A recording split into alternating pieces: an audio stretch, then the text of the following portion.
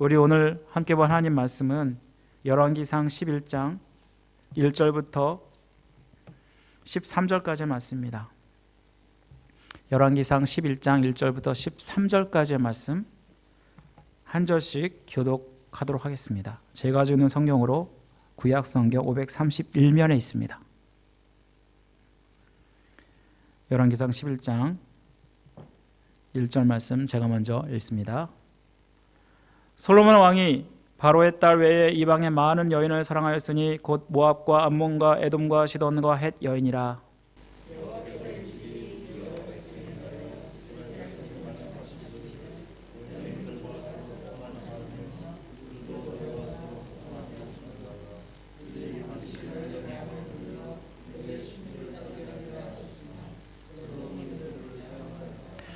왕은 후궁이 700명이요 첩이 300명이라 그의 여인들이 왕의 마음을 돌아서게 하였더라.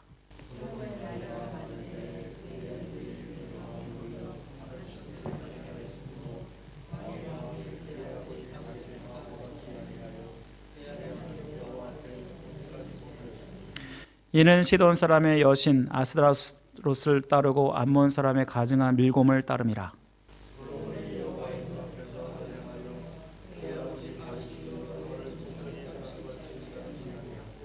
모압의 가증한 그모스를 위하여 예루살렘 앞 산에 산당을 지었고 또 암몬 자손의 가증한 몰록을 위하여 그와 같이 하였으며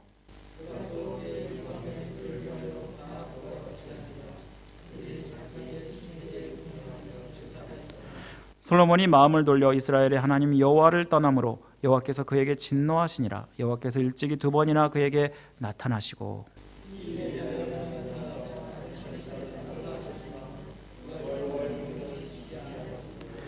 여호와께서 솔로몬에게 말씀하시되 내게 이러한 일이 있었고 또 내가 내 언약과 내가 내게 명령한 법도를 지키지 아니하였으니 내가 반드시 이 나라를 내게서 빼앗아 내 신하에게 주리라.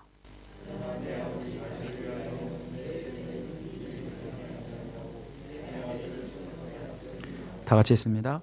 오직 내가 이 나라를 다 빼앗지 아니하고 내 종 다윗과 내가 택한 예루살렘을 위하여 한 지파를 내 아들에게 주리라 하셨더라. 아멘. 우리 오늘은 모든 것을 다 가졌다 해도라는 제목으로 말씀을 나누겠습니다. 오늘날에는 그 과거의 그 어느 때보다 성공에 대한 관심이 많습니다. 책방에 가면은 성공과 관련된 수많은 책들을 여러분 찾아볼 수 있습니다. 성공하는 사람들의 7가지 습관, 또 성공과 실패를 결정하는 1% 성공하는 사람들, 또 성공하는 사람들의 12가지 강점, 수많은 책들을 나열할 수 없을 만큼 많더라고요. 그만큼 성공하기를 원하지 않는 사람이 없다는 것을 말씀하겠죠. 세상의 모든 사람은 성공하기를 원합니다. 누구나 한 번밖에 없는 인생, 정말 성공하길 원하지 않습니까? 성공이란 말이 영어로 success라고 말하죠. 사전적 의미로 자기가 원하는 것을 성취한다라는 뜻을 가지고 있습니다.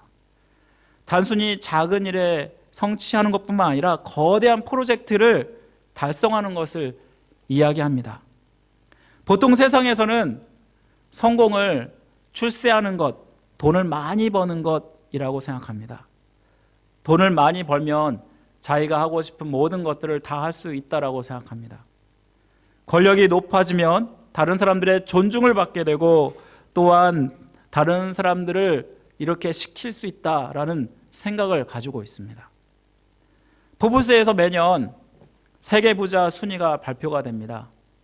우리 최근까지 세계 1위 부자를 여러분 누구라고 생각했습니까?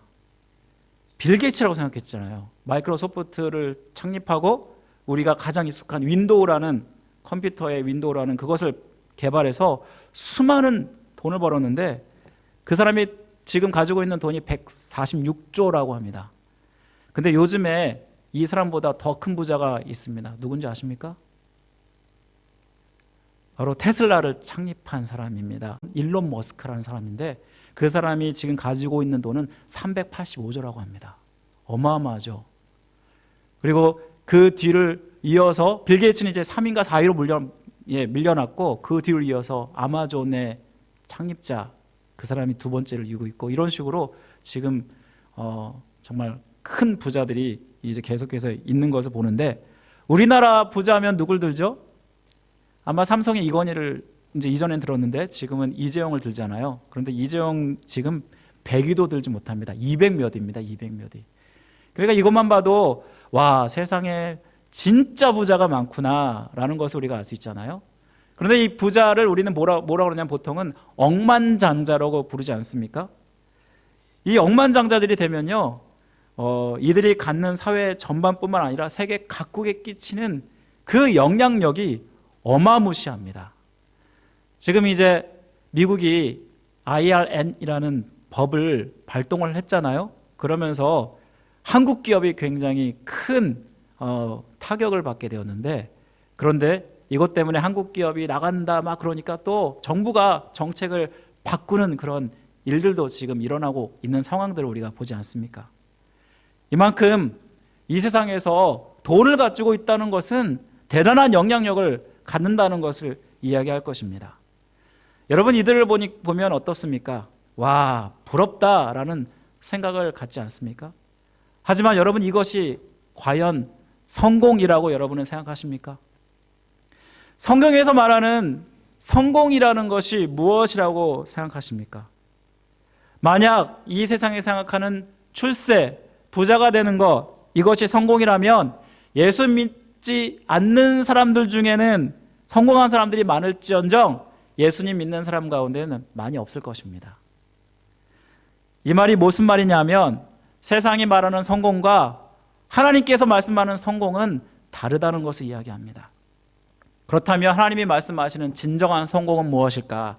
오늘 말씀을 통해서 한번 살펴보기를 원합니다. 여러분, 성경에서 가장 성공을 경험했던 사람 하면 누구를 둘 수 있을까요? 성경에서 여러 사람들을 여러분 나열해 볼 수 있겠죠. 그러면 더 축소해서 만약 왕 중에서, 이스라엘 왕들 중에서 정말 성공한 사람이다라고 여러분들한테 질문을 드리면 누구라고 말할 수 있겠습니까? 네? 네, 솔로몬. 정답을 바로 말하셨는데 보통 많은 사람들은 다윗이라고 얘기합니다. 여러분, 왜 다윗이라고 얘기할까요? 역대상, 열왕기상 이러한 말씀들에 보면 이 다윗만큼 영향력을 미쳤던 사람도 없었고 끝까지 하나님께 인정받은 사람이 다윗 왕이 아니었습니까? 그래서 다윗을 뽑을지 모르지만 정말 화려한 성공을 했던 사람, 화려한 전성기를 누렸던 사람 하면은 솔로몬을 둘 수가 있습니다. 여러분, 솔로몬 하면은 무엇이 떠오릅니까? 삼천 궁녀. 네, 그렇게 얘기해 볼 수도 있고요. 또요, 예, 지혜. 또 예루살렘 성전, 일천번제, 이런 것들을 떠올릴 수 있을 것입니다. 솔로몬 하면 이 세상에 그 누구도 부럽지 않는 부귀 영화를 누렸던 사람입니다. 이 모든 것을 누리도록 가능하게 했던 사람은 그의 아버지 덕분이었습니다. 그 아버지가 이스라엘의 역사상 가장 위대한 왕국을 세우지 않습니까? 이스라엘 왕 다윗은 하나님의 성전을 건축하기 원했습니다. 자기는 너무나 좋은 성전에 살고 있는데 하나님은 초라한 성막에 거주하는 것이 너무나 마음이 아팠습니다. 그래서 그에게 간절한 소원은 하나님께 멋진 성전을 건축해서 봉헌해 드리는 것이었습니다. 그러나 하나님께서는 그에게 성전 건축을 허락하지 않으십니다. 그가 전쟁에서 너무 많은 피를 흘렸기 때문에 그래서 허락하지 않으십니다. 대신에 그의 아들에 의해서 성전이 건축하게 될 것이라는 그러한 말씀을 주십니다. 이때부터 다윗은 전쟁에 나가면서 얻은 모든 전리품들을 모으고 차곡차곡 쌓아서 결국 성전 건축을 준비하게 되지 않습니까? 그리고 예언대로 다윗이 밧세바를 통해서 낳은 둘째 아들 솔로몬이 다윗이 그렇게 짓고 싶어하던 성전 건축을 완성하게 됩니다. 솔로몬은 성전 건축을 통해서 신정 국가로서의 기틀을 마련할 수 있었습니다. 그뿐인가요? 13년 동안이나 화려하고 웅장한 왕국을 건축하는데 중앙 집권 체제를 마련하게 된 것이 바로 이 왕궁의 건축입니다. 이것이 얼마나 대단하냐면 에디오피아의 여왕 스바 여왕이 찾아와서 그의 지혜를 들으려고 왔는데 그의 화려한 궁정과 수많은 대신들을 보면서 그의 정신이 몽롱하였더라라고 말씀하고 있지 않습니까? 그만큼 화려하게 지었던 왕궁이 솔로몬 왕궁이었다는 것을 말씀해 줍니다. 솔로몬에게 가장 빛나는 것은 뭐냐면 그의 지혜가 아닐까 생각합니다. 솔로몬은 일천번제를 하나님께 드리게 되는데, 여러분 일천번제가 무엇입니까? 불교에서 말하는 일천일 동안 이렇게 제사를 드리는 이런 거가 아니라, 일천번제는 1,000마리의 그러한 제물을 하나님께 한꺼번에 드렸다는 것을 이야기하는 것입니다. 여러분 상상해 보십시오. 1,000마리를 하나님께 드리는 것 얼마나 대단합니까? 그런데 그때 하나님께서 너의 모든 소원을 들어주겠다, 마치 백지수표를 내는 것 같이 말씀하십니다. 여러분, 이러한 하나님께서 소원을 들어주겠다고 하면 여러분 어떤 소원을 하나님께 아뢰까요? 아마 많은 분들이 세상에서 성공을 이야기하지 않을까요?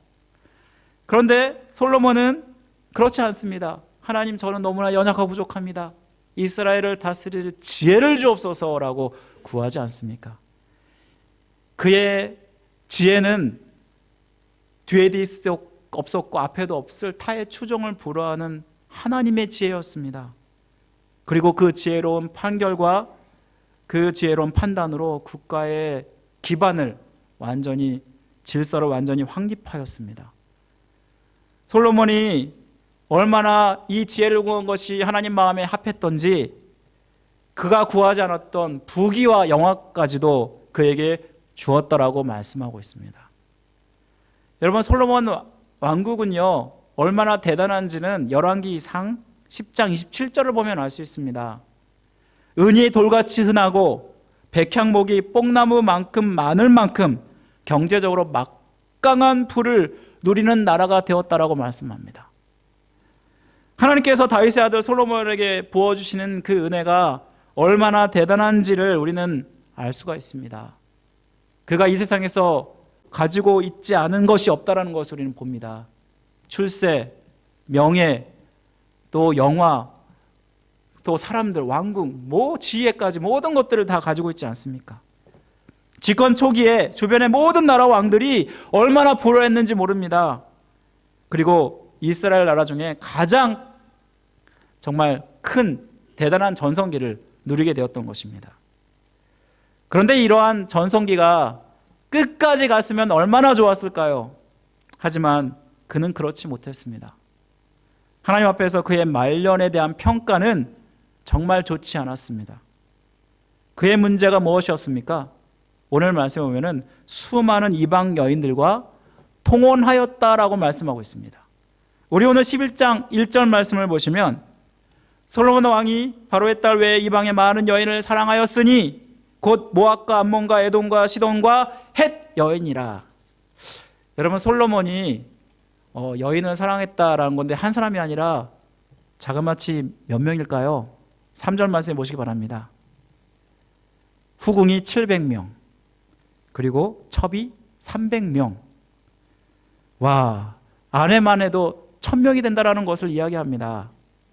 솔로몬은 가장 번성한 나라를 유지하기 위해서 주변의 나라들과 정략 결혼을 했습니다. 그렇게 해서 얻은 아내가 1000명에 달했는데요. 사실 솔로몬이야말로 카사노바, 바람둥이 그런 것 같지 않습니까? 무엇보다 이 후궁과 첩들은 우상을 숭배하는 자였습니다. 그 당시 그가 얻은 이 아내들은요, 모압, 암몬, 애굽과 같은 주변에 있던 나라들의 사람들을, 공주들을 이렇게 자기의 아내로 삼았다는 것을 우리가 알 수 있는데요. 그들은 바알과 아세라를 섬기는 우상 숭배자들이었습니다. 솔로몬과 연합하자 늙어서는 솔로몬의 마음을 돌려서 다른 신들을 따르게 했다라고 말씀하고 있습니다. 이 말씀은 뭐냐 하면 솔로몬이 처음부터 우상을 숭배했던 것이 아님을 말씀해 줍니다. 비록 1000명의 후궁들을 드렸지만, 아내들을 맞이했지만 그가 처음부터 우상 숭배에 호의가 있었던 것이 아닙니다. 하지만 솔로몬은 이들의 문화와 종교를 존중해 준다라는 그러한 마음으로 자기의 아내들에게 우상들을 집에 들여놓을 것을 허락하게 됩니다. 하지만 오늘 본문 7절에 보니까 예루살렘 앞에 모압에 가증한 그모스와 암몬 자손에 가능한 몰록을 위해 산당을 짓는 일까지 벌였다라고 말씀하고 있습니다. 다시 말하면 여러분, 예루살렘 성전이 있잖아요. 그럼 예루살렘 성전 바로 앞에다가 말 그대로 절을 만든 것과 똑같습니다.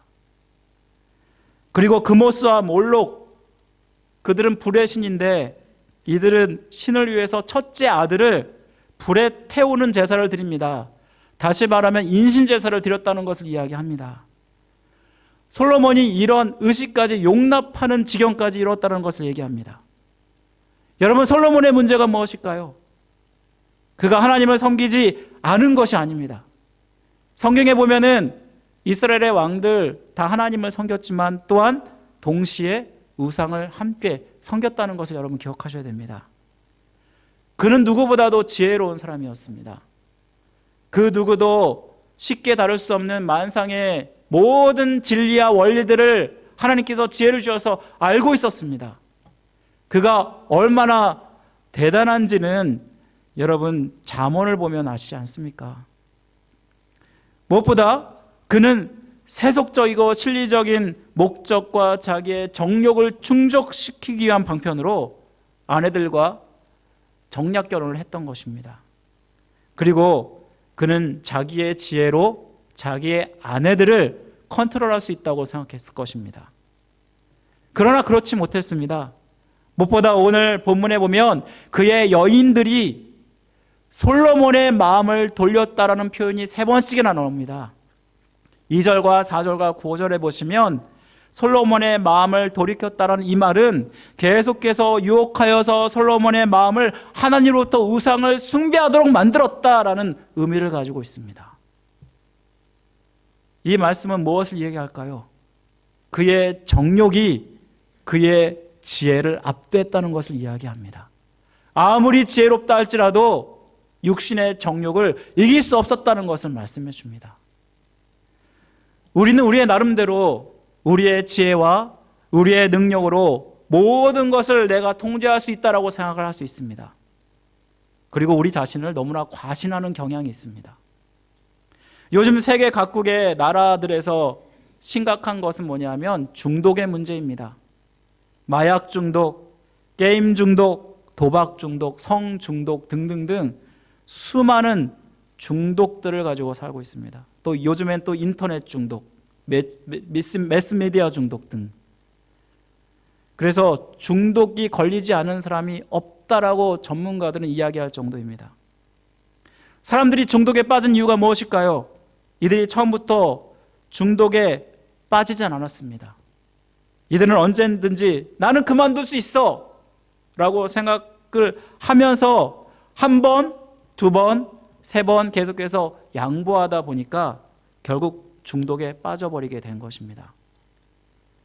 마약, 게임, 도박 등을 할 때 누리는 그 쾌감, 그 달콤함들이 자기 스스로 빠져나오지 못하게 합니다.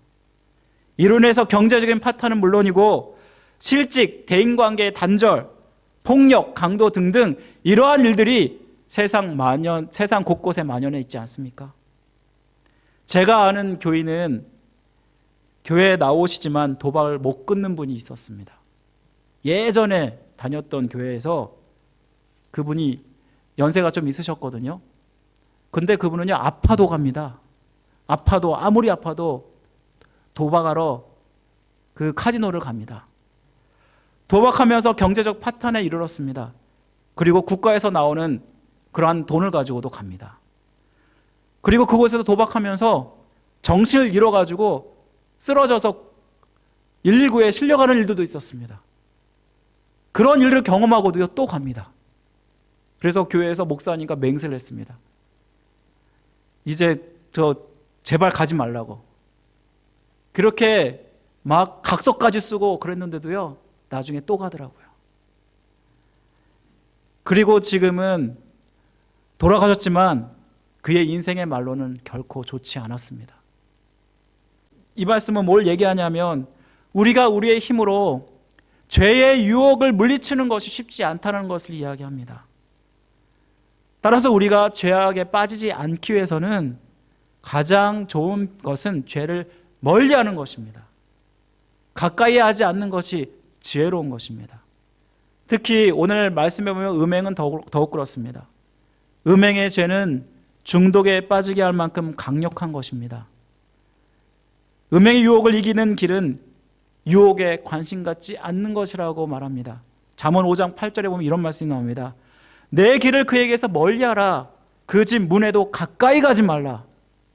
이 때문에 종영, 재물 등 모든 것을 다 이룰 수 있을 것이라고 그렇게 잠언은 경고하고 있지 않습니까? 사랑하는 성도 여러분, 솔로몬의 우상 숭배는 생각보다 심각한 것이었습니다. 그가 처음에는 이방의 여인들을 아내로 맞아들였지만 그의 결과는 우상 숭배로 끝나게 되는데요. 무엇보다 솔로몬은 그의 아버지 다윗과 같지 않았다라고 말씀합니다. 이것이 무엇을 얘기할까요? 다윗은요 끝까지 하나님을 향한 그 믿음을 저버린 사람이 아닙니다. 그가 완벽한 사람은 아니었습니다. 여러분에게 이미 말씀드렸듯이 그가 밧세바를 자기 아내로 취하기 위해서 그의 남편 우리아를 죽이는 일까지 서슴지 않은 정말 악한 사람이지 않았습니까? 그런데 그가 나단이 그의 죄를 지적할 때 그는 회개할 줄 알았습니다. 그리고 하나님 앞에 간절히 회개했을 때 하나님은 그의 회개를 받으시고 끝까지 그와 함께 하셨고 그의 왕국에서 메시아가 나는 축복을 허락하지 않으십니까? 하지만 솔로몬은 어떻습니까? 하나님이 그에게 나타나서 그에게 진노를 내리시는 것을 우리는 보게 됩니다. 9절 10절 말씀에 보면 솔로몬이 마음을 돌려 이스라엘의 하나님 여호와를 떠남으로 여호와께서 그에게 진노하시니라 라고 말씀을 하고 있습니다. 여호와께서 일찍이 두 번이나 그에게 나타나시고 이 일에 대해서 너가 우상에서 돌이키지 아니하면 다른 신을 따르면 너는 멸망할 것이다 라고 분명하게 말씀하셨습니다. 그러나 그가 어떻게 합니까? 오늘 말씀해 보시면 그가 어떻게 합니까? 그는요 하나님 말씀을 듣지 않았다라고 말씀하고 있습니다. 우리 오늘 10절 말씀에 분명하게 그는 다른 신을 따르지 말라고 했지만 여호와의 명령을 듣지 않았다라고 말씀합니다. 여러분, 솔로몬 처음에 어떤 사람이었습니까? 아버지 다윗의 유언을 따라서 하나님께 멋진 성전을 건축해 드렸고, 그리고 하나님께 기도하면서 백성을 다스릴 지혜를 달라고 하나님 마음에 합한 기도를 간구를 드렸던 사람이 아닙니까?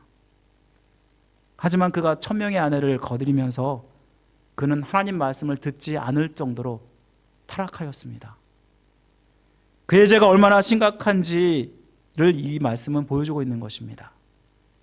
이 말씀은 죄는 처음에는 아무것도 아닌 것 같은데 계속 짓다 보면 익숙해지고 더 과감해지고 더 커지는 것이 죄라는 것을 우리에게 말씀해 줍니다. 욕심이 잉태한 즉 죄를 낳고 죄가 장성한 즉 사망을 낳는다라고 말씀합니다. 그의 음행의 결과가 결국 우상 숭배로 나아가게 됐고, 이미 하나님께서 경고하신 말씀이었음에도 불구하고 그는 그 하나님 말씀을 따르지 않았다는 것을 말씀해 줍니다. 사랑하는 성도 여러분, 회개의 기회가 주어졌음에도 불구하고 이 솔로몬은 하나님 말씀을 듣지 않을 만큼 영적으로 망가져 있었습니다. 우리가 죄는 하나님 말씀을 우습게 여기게 하고 하나님 말씀을 듣지 못하게 하고 우리를 더 죄에 빠지게 한다라는 것입니다. 이 죄야말로 하나님과 우리 사이를 방해하는 그러한 장애물이라는 것을 우리는 깨닫게 됩니다. 결국 그의 말년이 어떻게 됩니까? 우리 오늘 11절 말씀 한번 다 같이 읽어보겠습니다. 11절 말씀 다 같이 읽겠습니다. 시작. 여호와께서 솔로몬에게 말씀하시되 내게 이러한 일이 있었고 또 내가 내 언약과 내가 내게 명령한 법도를 지키지 아니하였으니 내가 반드시 이 나라를 내게서 빼앗아 내 신하에게 주리라. 이스라엘 백성이 멸망하게 된 근본적인 그 원인은요, 바로 솔로몬의 우상 숭배 때문이었다는 걸 여러분 아십니까? 솔로몬 때는 다윗을 생각하사 그 나라를 놔두셨다고 말씀합니다. 그러나 솔로몬이 우상 숭배를 저지로 말미암아 그의 아들 르호보암 때는 결국 북이스라엘과 남유다로 갈라지게 되고, 결국 북이스라엘은 아수르에서 멸망을 당하고 남유다는 바벨론에 의해서 멸망을 당하게 되지 않습니까? 이 말씀에서 우리가 깨닫는 것이 있습니다. 처음보다 끝이 중요하다는 것입니다.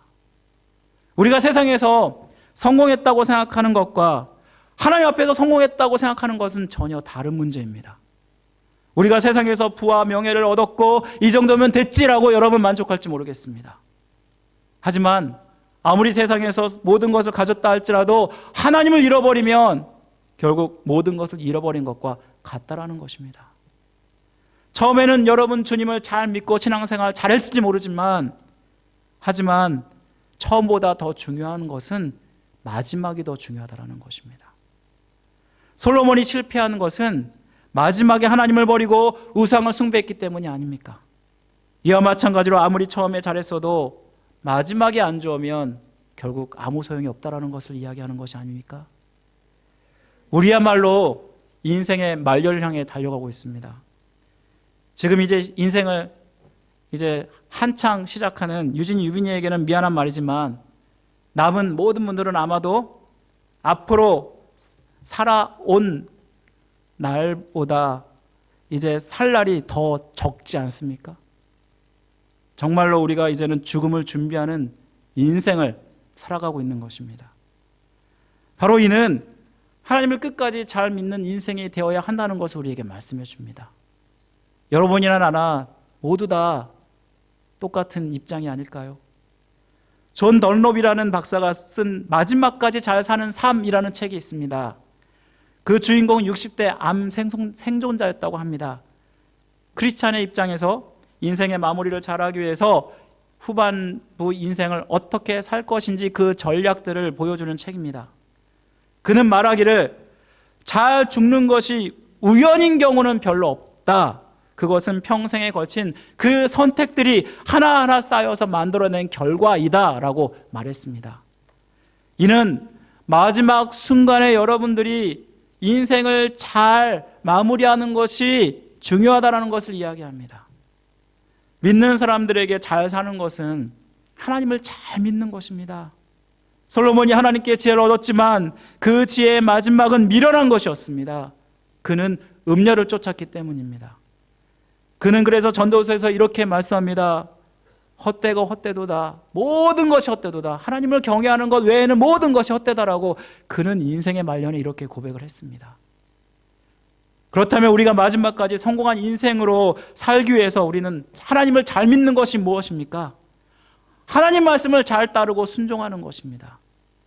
솔로몬이 하나님 말씀을 따라 이방 여자와 통혼만 하지 않았어도 그는 이스라엘의 역사상 가장 위대한 이스라엘의 왕이 되어 있었을 것입니다.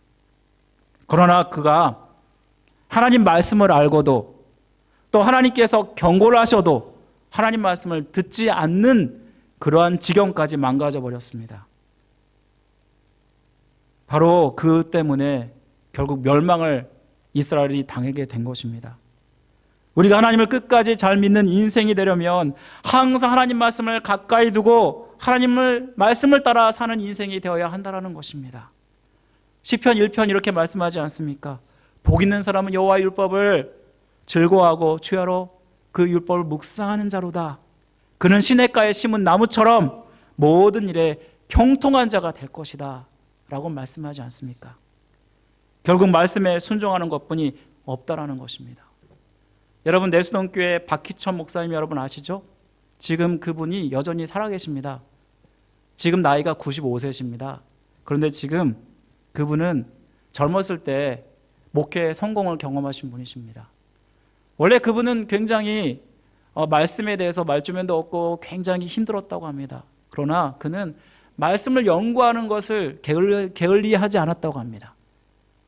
그리고 항상 거의 10시간 가까이 말씀을 연구해서 말씀을 전했는데 그때마다 하나님께서 역사하셔서 결국은 교회가 부흥되는 그러한 역사가 나타났습니다. 여러분, 한국에서 내수동교회 하면은 수많은 훌륭한 목회자들을 많이 길러낸 교회가 아닙니까? 여러분이 다 잘 아시는 옥하는 목사님도 그곳에서 전도사 사역을 하였고, 또 한국의 여러 교회소에서 지금도 많은 목회자들 성공적으로 목회를 감당하고 계신데요, 지금 그 목사님이 95세인데도 불구하고 하나님 말씀을 몇 시간 읽는지 아십니까? 자그마치 7시간 30분을 연구한다고 합니다. 그분은 하나님 말씀이 생명이라는 것을 알았기 때문이 아닐까요? 그의 목회 생애에 하나님 말씀을 연구해서 성경을 전하다 보니까 이 말씀만이 생명이라는 것을 그가 알았기 때문에 그는 그렇게 말씀에 여전히 매진하고 있는 것을 우리는 보게 됩니다. 사랑하는 성도 여러분, 말씀은 능력이고 생명입니다. 여러분을 살리는 유일한 말씀이 하나님 말씀이라는 걸 여러분 기억하시고 하나님 말씀을 가까이 하시기 바랍니다. 무엇보다 우리가 끝까지 하나님 말씀을 잘 지키고 우리의 신앙을 잘 간직하는 것이 또한 나뿐만 아니라 우리의 자녀들을 축복받는 인생의 길로 인도하는다는 사실 여러분 아십니까? 우리 오늘 말씀의 12절 말씀 한번 보시기 바랍니다. 12절 말씀 우리 함께 다 같이 한번 읽어보겠습니다. 12절 다 같이 시작. 그러나 내 아버지 다윗을 위하여 내 세대는 이 일을 행하지 아니하고 내 아들의 손에서 빼앗으려니와. 여기 보시면 솔로몬은 아버지를 다윗을 잘 둔 덕분에 그가 죄를 범하였어도 멸망을 당하지 않습니다. 그런데 솔로몬의 자식들은 솔로몬이 우상 숭배를 함으로 말미암아 그 자손들이 우상을 숭배하게 되고 결국은 멸망을 당하게 되는 것을 우리는 보게 됩니다. 이 말씀은 우리에게 무엇을 이야기할까요? 우리가 신앙생활 끝까지 잘하는 게 얼마나 중요한지 나뿐만 아니라 나의 자손들에게까지 영향을 미친다라는 것입니다.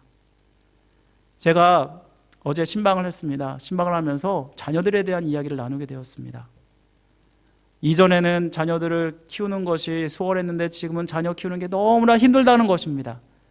왜냐하면 그전에는 자녀들이 말을 잘 들었는데 점점 머리가 커가면서 말을 잘 안 듣는다는 것입니다.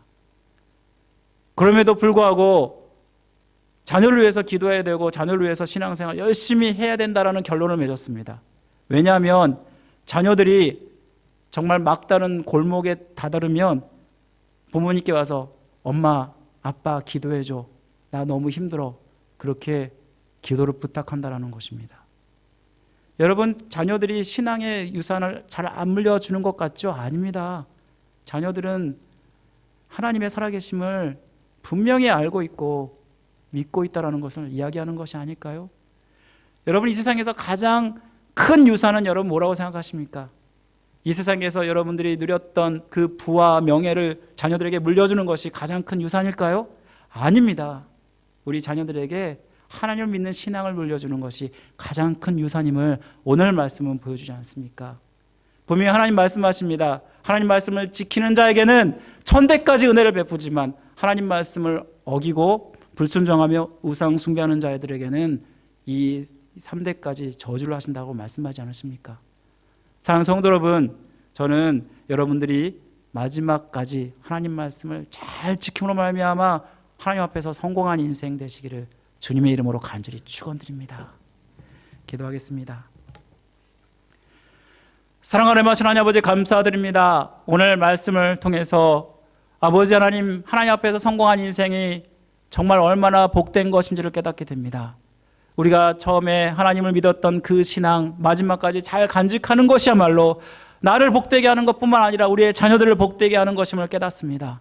아버지 하나님, 우리가 신앙을 잘 간직할 수 있도록 말씀에 순종케 하시고 이 말씀을 가까이 하며 하나님 말씀을 따라 사는 모든 성도들 될 수 있도록 은혜 베풀어 주옵소서. 그래서 아버지 하나님, 정말 좋은 신앙의 유산을 자녀들에게 물려주는 부모 되게 하여 주옵소서. 모든 것 주님께 맡겨드리며 우리를 죄에서 구원하신 예수 그리스도의 이름으로 간절히 기도드립니다. 아멘.